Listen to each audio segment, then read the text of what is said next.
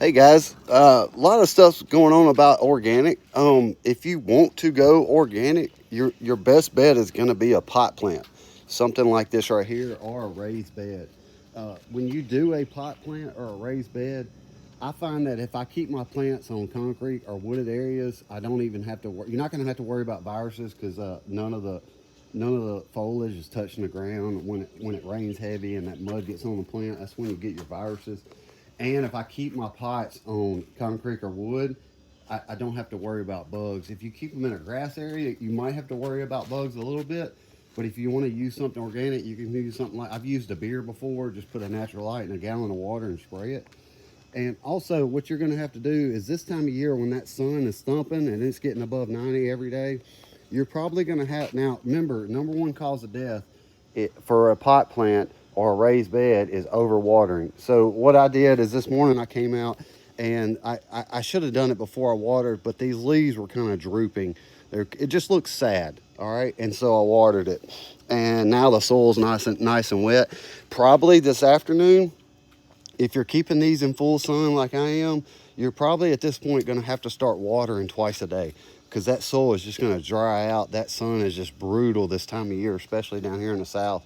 But if your soil isn't dry, like this afternoon, I'll check my soil. And if it's still moist, I'm going to let this ride because I don't want to kill it. And I almost want to train these plants to not depend like on that water twice a day. Eventually I'm going to have to, but I'm going to wait. And if these things are drooping in the morning, then I'm going to give them some water. If they're drooping later tonight, just make sure you don't get your foliage wet because I don't put my plants to bed wet, which means when you leave water on these foliages, on these leaves and stuff, you're going to be suspect of viruses and more. And I'll show you another thing you're going to have to look for. You see this little guy right here? I'm starting to get, now all my other ones look fine.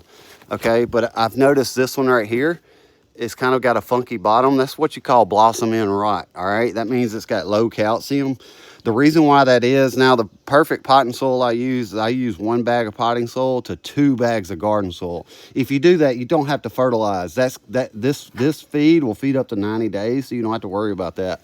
But I'm going to have to add some calcium because this is last year's soil, so it's not as rich.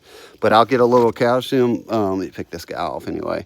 I'm going to get a little calcium in there, and we're going to take care of that rot there at the end. So organic, if you're planting a lot in the ground like I am, it's tough, especially with pests and funguses. But if you want organic, if you don't want to spray your stuff, you're going to have to use pot plants. You're going to have to use raised beds, stuff like that, and stay away from in dirt stuff if you want to go completely organic.